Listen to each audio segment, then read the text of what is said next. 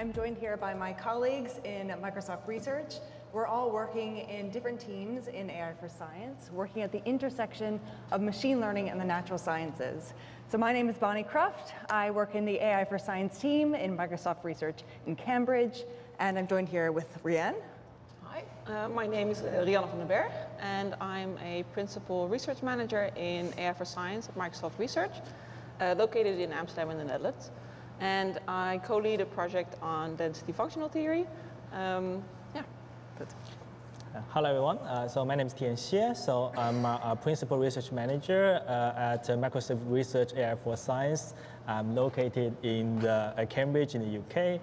So I lead the project that works on generative model for materials, the MetaGen model that Chris has mentioned earlier is coming from our team. So yeah, very nice to be here. Hi everyone, my name is Kristen Severson, and I'm a senior researcher in the Biomed team at Microsoft Research New England. I'm broadly interested in how we can use machine learning for applications in human health with the current focus in computational pathology. Hi everyone, my name is Tristan Naumann. I'm a principal researcher in the Real World Evidence Group here at Microsoft Research's Health Futures, where we're looking to advance health at the speed of AI. My research focus is really at the intersection of artificial intelligence and healthcare, specifically the application of natural language processing in this space. Great. Hi everyone, my name is Alex Liu. I'm a senior researcher at part of the Biomed team at Microsoft Research New England. My research concentrates on how we can use AI to make new biological discoveries, particularly in the realm of cellular and molecular biology. Okay, great. So our first question is, what real-world impact have we seen already today in healthcare, drug discovery, or in materials science? Yeah, so maybe I'll start. I think this is an incredibly exciting time in healthcare. If we sort of think to some of the goals of precision health over the years, it's really to look to apply the right intervention for the right group of people at the right time. And one of the things that's crucial to realizing that is really this reality that we need a data-driven learning system that's able to adapt and then also really incorporate new information instantaneously.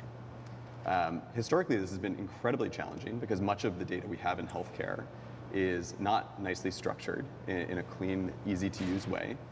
And so one of the things that's really incredible about some of these recent advances in generative AI, specifically large language models, LLMs, also large multimodal models, is really this opportunity to have a tool for universal structuring.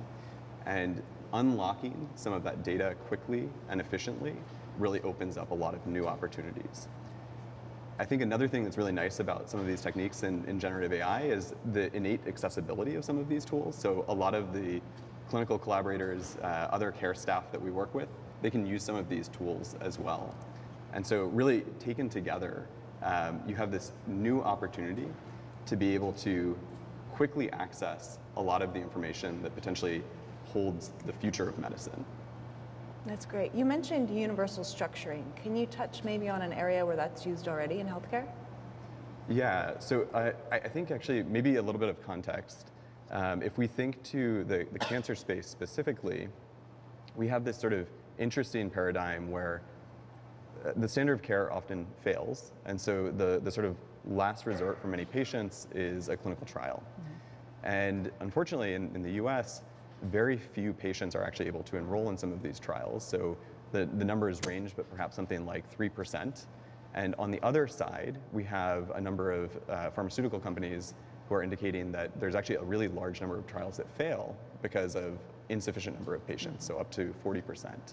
And so there's this, maybe immediate gap there that we might want to address. And so we've looked at some first steps toward this with our partners at Providence Health System, really looking to start to close up that gap. So specifically, some of the work we did recently was looking at how we could scale clinical trial eligibility criteria. So taking, for example, the unstructured text from something like clinicaltrials.gov, bringing that into logic formats that could be more easily used by a lot of things downstream, and then really looking to how we can make that accessible to the clinicians who are trying to match that for patients as well. That's great, thank you. And what about in biology? Absolutely. I would describe biology as being a very heterogeneous and fragmented landscape. I mean, this is not surprising because there are just so many sub-disciplines of biology that not everyone uses AI in the exact same way. So for some context, I concentrate my research on three main areas. I do work in proteins, I do work in omics, which concern genes and how they're expressed, and I do work in images, particularly microscopy images. And I would describe each of those fields as basically being at a different level of maturity. So for example, for proteins, we have very well-founded structural predictors. Protein language models are routinely integrated into bioinformatics prediction then. But for omics data, the idea of using a large amount of data to pre-train a model, even though there have been a lot of really inspiring precursors to this work, is really just emergent, and the conversation in that area is just beginning then. And then similarly for images, well, I believe it's poised for the next revolution because you can see that there are people really ramping up data set collection efforts then, and there are these massive data sets have only recently hit the public sphere. But the extent that people have really worked on these data sets compared to the work in proteins is actually very limited then. So there are a number of factors that influence this. To speak to a few, one factor is how much a field field's problems can be posed as well predictable problems for AI. So for example, in the realm of protein engineering, a lot of these problems can be formalized as well-proposed prediction tasks. Predict the structure of a protein given the sequence of a protein, for example. But in a lot of realms in biology, that's not necessarily true. Like your task is more exploratory in nature. Hey, I've got a huge amount of data, help me understand and comprehend this data. It's not really a task that you can easily evaluate whether you're doing well or not, simply because there's a subjective element to that then. Another factor is how centralized the data set sharing and collaboration is. So for example, I'll point to proteins again as a wonderful example of this, because for the longest time, even before AI became a thing, it was a standard to deposit your protein sequences in a single centralized repository, and then eventually that became the foundation in which many people train data models on now then. In contrast, I would describe images as almost being like the opposite situations, not like as if the biologists don't agree that it's important to share the data, many do, but the formats where you share your data, what your data looks like, even like your file conventions, all of that varies very drastically. And so that data has traditionally not been accessible for machine learning practitioners. Yeah, that's a great point, thank you. And what about in materials? Yes, so yeah, similar just in the field of health and in biology, right? Machine learning is really beginning to interrupt some of the traditional pipelines that happen in the material discovery. So one area that has been especially innovative here was basically there's this huge area about using large-scale computation, high-throughput screening to discover new materials. So this was just running large-scale quantum mechanical calculations and to screen tens of thousands of materials to finding materials for a variety of different applications.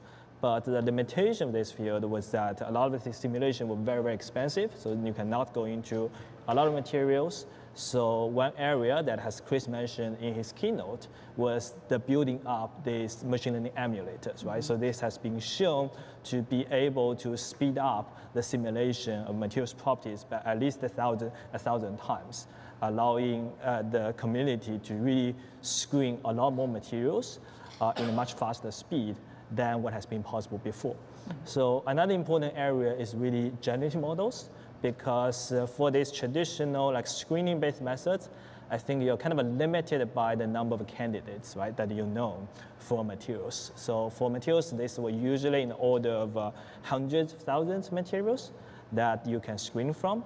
But now with these generative models, you can kind of expand into this much larger hypothetical space of at least 5 to 6 order of magnitude larger by generating materials guided by the properties that you're interested in, like the MetaGen model that we have developed earlier. So this opens up a lot of opportunity for discover much better materials in many different domains. So this research has really created a lot of excitement in the community across industry.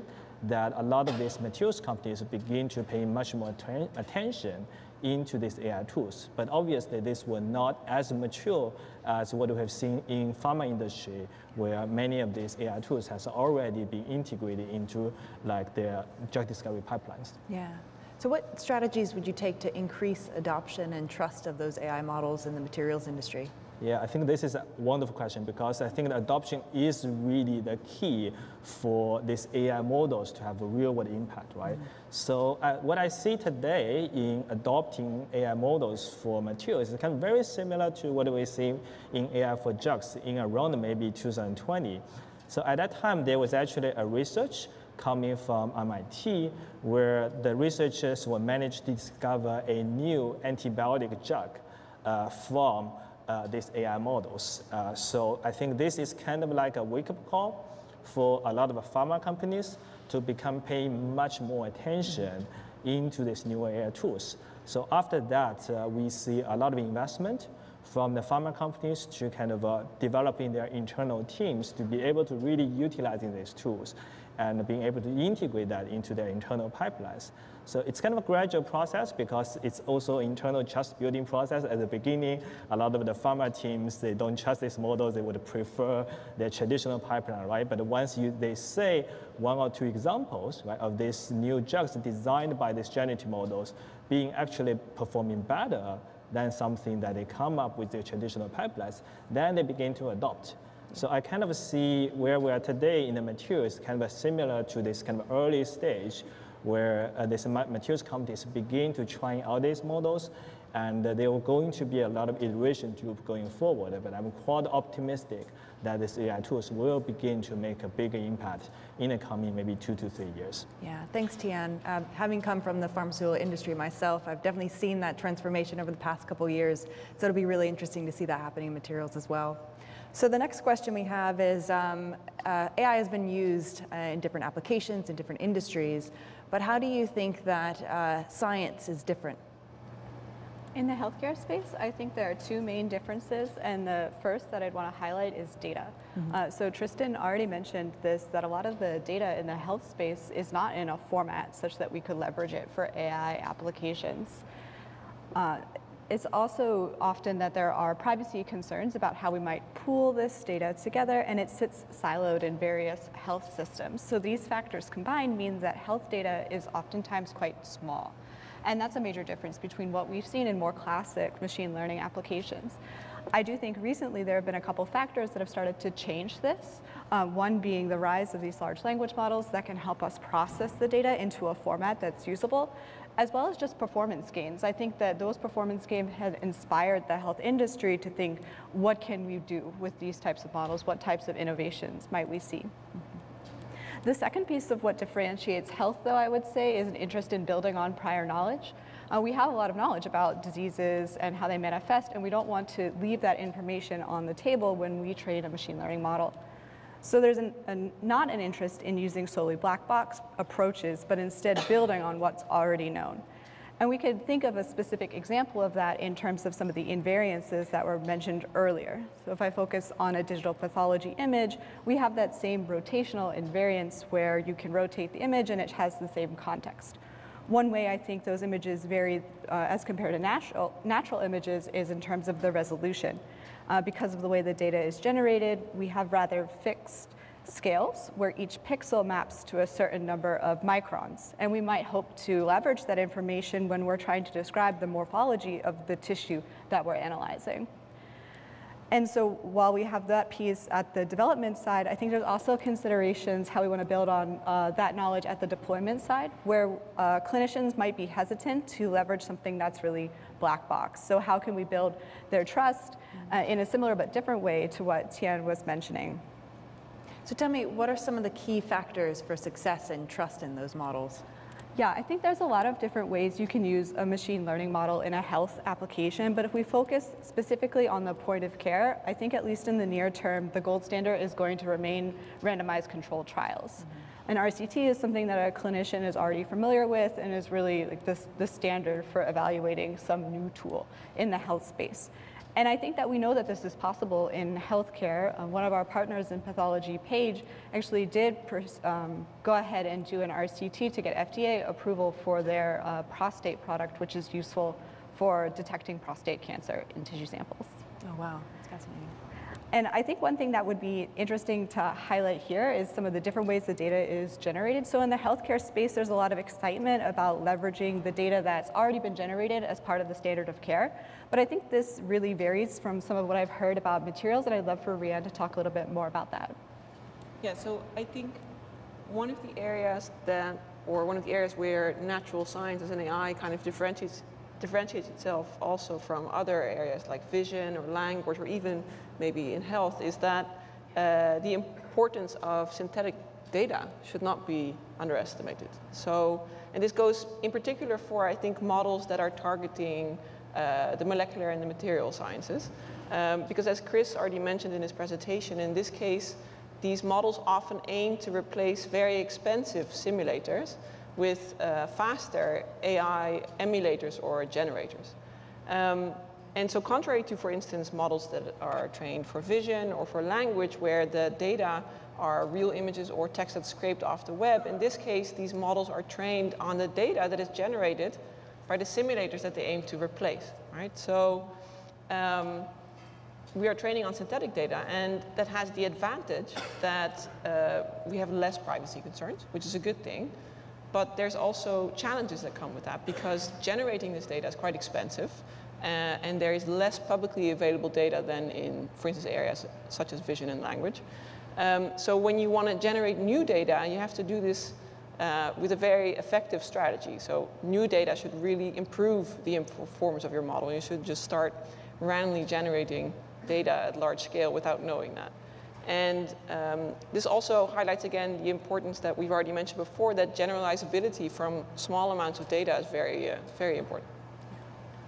Yeah, actually I want to dive a little bit deeper, right, about the synthetic data for materials, because this is actually really, really important for a lot of machine learning models for materials. Compared with some other spaces, the availability of open data that's coming from experiments actually quite small for materials. I think mainly because the materials are pretty diverse, a variety of different kinds of materials, and the data was pretty scarce in a lot of these domains.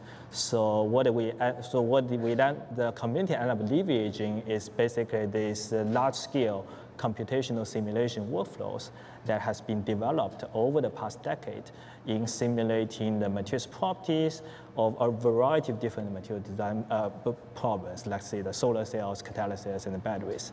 So this actually all started from this initiative called the Materials Genome Initiative that was established in 2011 by the Obama administration as a way to develop the infrastructure and the simulation capability to use simulation to significantly speed up the materials development process. So building around this initiative, so there has been a lot of effort all around the world in building up this open community over all these workflows to simulate materials property data. So this creates a lot of open databases that is currently actually powering the majority of the machine learning models that we have seen today. So what do you think are the future opportunities for data generation in materials? Yeah, I think there are majorly two opportunities going forward that I can see. The first is really the leverage of the new coming cloud infrastructure, like what we have here on Azure.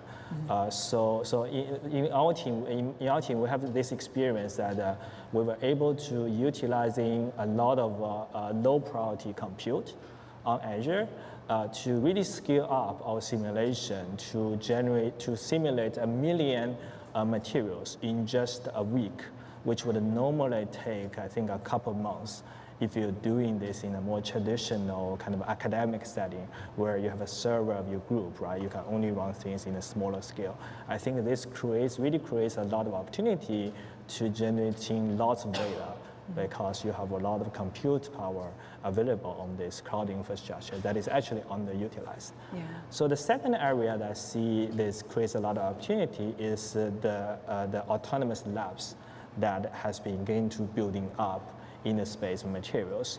So, compared to pharma, where you see a lot of this optimization, this is actually a pretty new thing in the space of materials. And in this last 1 or 2 years, people has been spending a lot of investment in building up these autonomous labs for a variety of different material design problems, see batteries and also metal organic framework synthesis, etc. And this, so it used to be that if you're a graduate student, right, it could take maybe 1 month or several months for you to synthesize a material. But now with these autonomous labs, you can do tens or even hundreds every month, really significantly speeding up the throughput of experimental data generation. I think this is another very exciting opportunity that I can see in the space of materials for data generation. Very exciting. Now what about in biology, Alex? Sure. I would say that as a computational biologist, I sometimes feel very fortunate to be working in the field because I don't struggle with many of the complications in data that my colleagues described. So for example, unlike my colleagues in healthcare, the data did not tend to be private. We're dealing with model organisms, basic biology measurements. It's not associated with patients or human beings, so there's no issues with showing that then. And in contrast with my colleagues from materials, in many subdomains of biology, there are scalable data collection practices. So for example, I remember when I first entered microscopy 10 years ago, and people would conceptualize microscopy as like this very low throughput subjective thing where individual biologists would look at slides under a microscope, and that was the extent of understanding data then, right? But since then, we've really revolutionized data collection practices. We now have robot-controlled microscopes, and they can collect tens of thousands, maybe even millions of images within the course of a single week. So really, you've converted like microscopy data into what was originally a low throughput qualitative science to a high throughput and then necessarily a quantitative science then. And so while I can't say that every single piece of data collection in biology is scalable at that level, what I can say is that there are a lot of efforts to improve the scale at which we collect biology across multiple different disciplines. I feel like any domain that I enter, there's always people thinking about how do we scale this data collection then. But at the same time, just because we have an abundance of data for training does not necessarily mean that we have the right data for training. If you look at what particularly differentiates biology, and I suspect by extension a lot of other scientific disciplines, is the whole point is to try to discover something new, right? So by definition, what that new thing is not going to be captured in your original distribution of data. So take proteins as an example. The most interesting application would be trying to design a protein that has some kind of a property or function that is not seen in any existing protein out there on the planet then. And so what we have a very large database of proteins. Unipart contains 200 million proteins. All of those are proteins from natural organisms that do exist out there on the planet then. So there's already a bit of a mismatch between the data we have to train and what it is that we actually want to do with this application then. So this means that we have to be careful and intentional about the fact that our data may not actually reflect what it is that we want to do then. There are a multitude of approaches to this. One, I think, has been more intentional with data collection, which resonates with themes that we talked about then.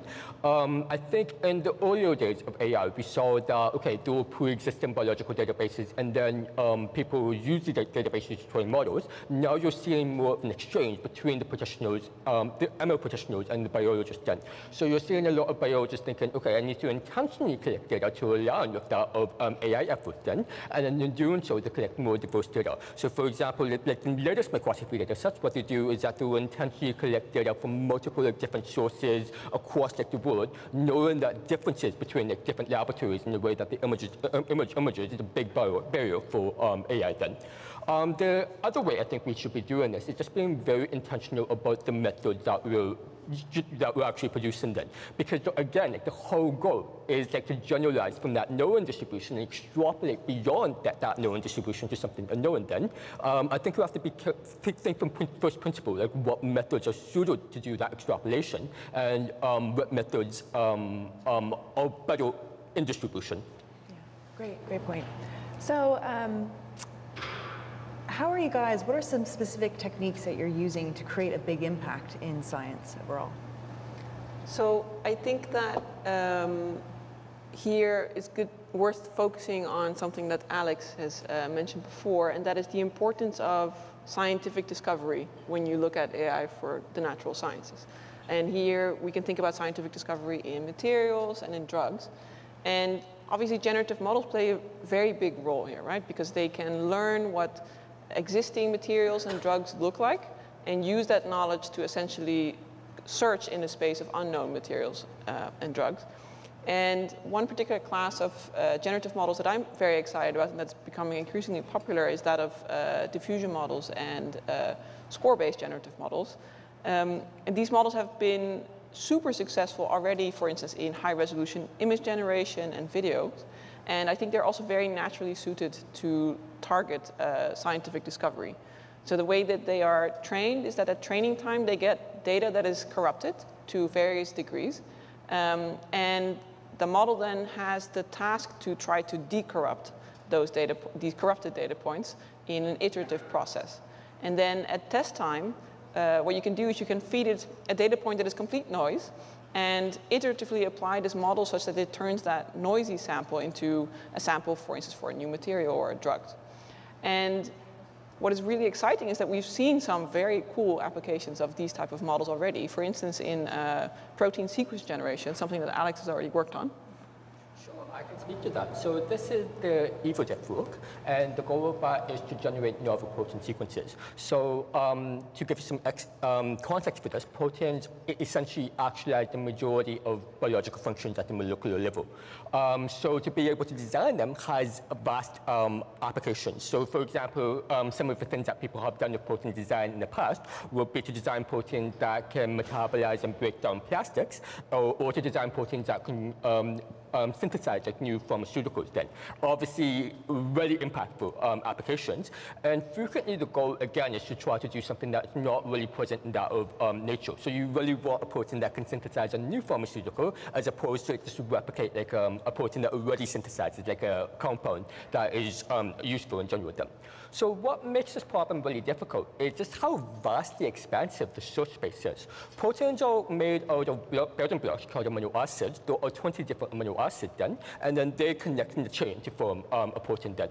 So typically proteins are around a few hundred to a few thousand amino acids in length then. So when you talk about the search space, it is actually 20 to the L, where L is a few hundred to a few thousand letters then. And you can see that just trying to brute force that search space is not really that functional.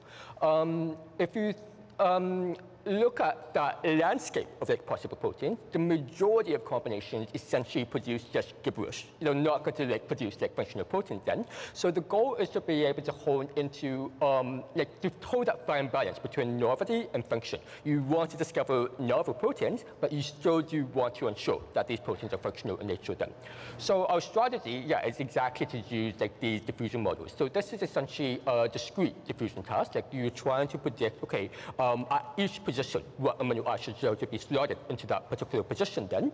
And our strategy is essentially to use the distribution of known proteins. I alluded to the UniProt database, which contains like natural proteins across all walks of life then, train on that then, and then extrapolate to generate novel proteins that are hopefully within that functional distribution, because like, since these are proteins from natural organisms, by evolution, they're likely going to like the vast majority will really be functional then, but that helps us control in a search space so that we're designing mostly like functional proteins then.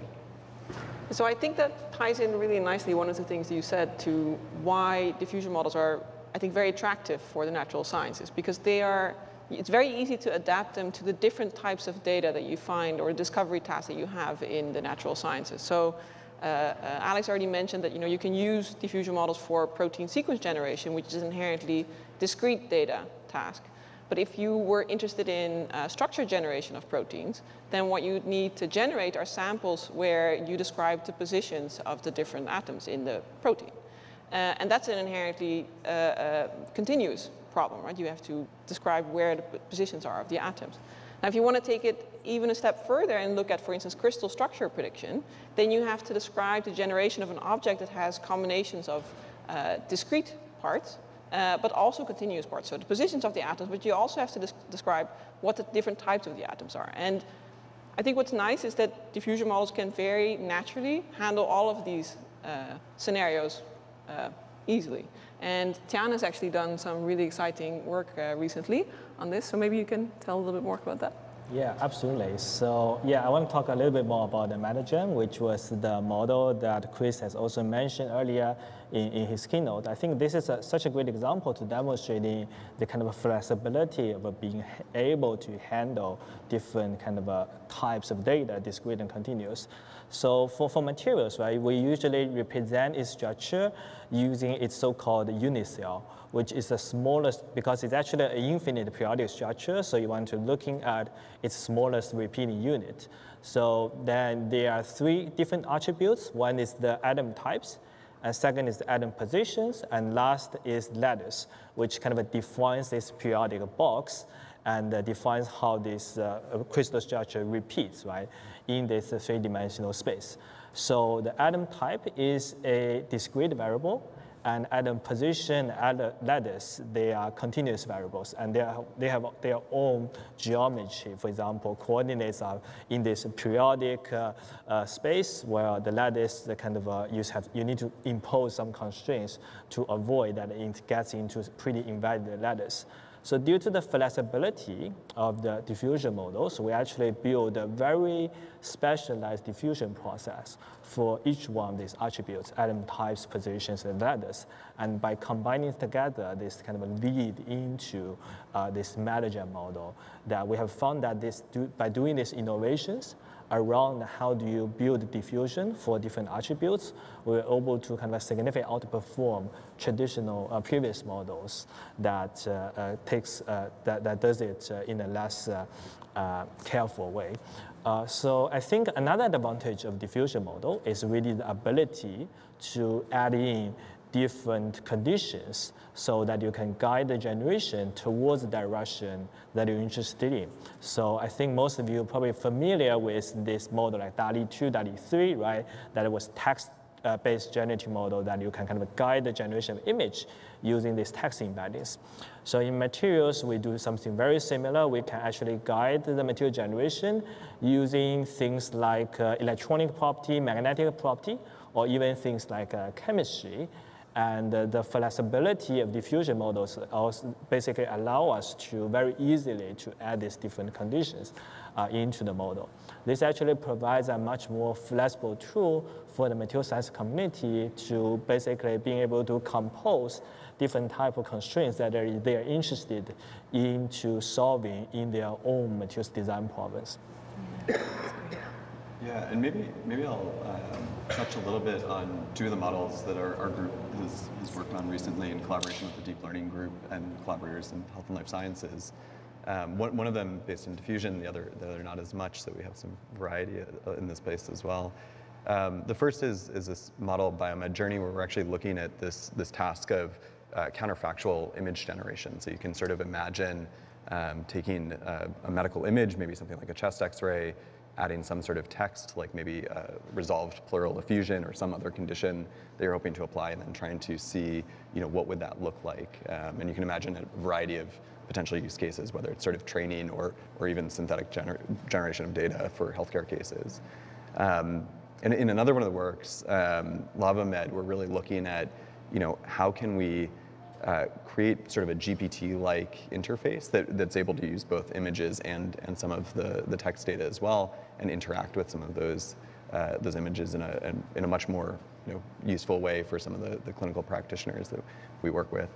I think actually touching on one of the things that Kristen had mentioned earlier, there is always this desire to use some of the data that's actually out there, and so in this latter work, one of the things that we had focused on was really also the creation of a large data set gathered from publicly available data sources in order to help both support this model and then also help support other similar models in this space. And I think one of the things, Tian, that you had mentioned as well is there is this broader community, and so I think one of the sort of interesting things that's sort of come out here is I think we're all working on of course some interesting things, but also to support the broader intersectional communities at this space as well. So we can really see the transformative power of generative AI towards the discovery of new medicines, new materials, or even in healthcare too. So finally, I want to touch on collaborations. So as machine learning researchers, it's really important for you to optimize your collaborations with domain experts. So for example, in my team, we have a close collaboration with Novartis to train new AI models to help us discover new small molecule drug candidates. But I'm curious, what collaborations do you have now, and how are you optimizing that collaboration with a domain expert? Yeah, we have several different collaborators in the pathology space, in addition to Paige that I mentioned earlier, who's an AI software company. We're also working with Philastra, who's a therapeutics company, and Providence, a health system. And I think the motivation for having this, oh, and that's not even an exhaustive list of our pathology partners. So I think the motivation for having this diverse set is to make sure that we really understand the different ways these tools could be applied. It gives us a diversity of perspective that then allows us to think about where could we have the biggest impact, like where is AI going to make a difference, and bring all those perspectives together to form our research strategy and ideally build something that can cut across these different applications of point of care, diagnostics, and therapeutic discovery. That's great. Yeah, this is an incredibly important set of points, because I think a lot of the collaborators we work with actually sort of ground the reality that our work resides in. And you had mentioned Providence Health Systems, and sort of going back to one of the things I'd mentioned earlier around clinical trial matching and sort of the importance in that space. That was, primarily a project that was sort of born of a desire to sort of be able to do more than we can currently in that space, and similar to some of the registry work that we've done with them as well. And so I think mostly just to say, yeah, I think this is our collaborators across a variety of these projects really help us make sure that we're having the impact that we're looking for. Thank you. I'm curious about internal collaborations. Rian, Tian, any thoughts about that? Yeah, so we work on a project on density functional theory, which is a method that we can use to do quantum calculations, which are relevant for chemistry and physics and material science. And our team is super interdisciplinary. We have researchers in machine learning, but also researchers in quantum physics and chemistry.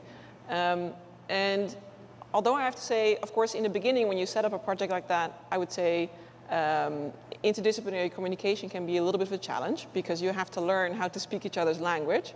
But after kind of going through that process, that definitely gets better over time. And after doing that now for about a year, I'm 100% convinced that if you don't have such intense daily collaborations, it's, I think, impossible to have success in some of these projects, because we really need to have a really in-depth understanding of what the problem is that we're trying to solve. Also have some sense of what the historical developments were before AI tried to come in and solve this problem, and what's really needed to make a breakthrough that the scientific community that has been working on this project, on this type of problem before AI came in, would also perceive as a suitable breakthrough. So, yeah. Yeah, I just want to say 100% agree with what you have just said, because it's a very similar situation in our team. So our team, we have people from machine learning background, and also people from material science background. There are also people who do a little bit of a computation. There are people who are coming more from the experimental side. So I think it really takes quite a while for the entire team to be able to kind of understand each other's language, right? And be able to speak in the same language that allows for this kind of interdisciplinary communication. I found this to be very, very beneficial, because for the people from machine learning background, right? So it's very important to be able to contextualize your result, right? In the language of scientific domain, to understand, is this a trivial result, or is this a result that actually meaningful, right? Would that actually change how material scientists design new materials, right? So on the other hand, it's also very important for the domain scientist to be able to speak the language about machine learning, because it takes quite a lot of effort to be able to translate your domain knowledge in a language that a machine learning researcher can understand. For example, how to build up the proper evaluation pipeline, right? How do you translate what's important for science into a number, for example? Then you can have a fast iteration. of model development. I think all this is not possible without interdisciplinary communication, and not even within our team, I would say even in broader in this community, right, of AI for science community. I have seen a lot of improvement just in the last 2 years, that people from the machine learning research groups and people from the domain research groups really begin to talk to each other, right, in a lot of these open workshops. And I think that's really the key for the success of applying AI to scientific domains. Yeah. Wonderful.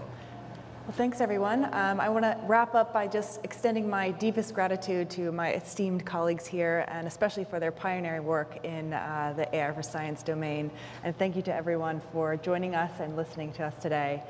So stay tuned. We have some research lightning talks coming up next. Thank you.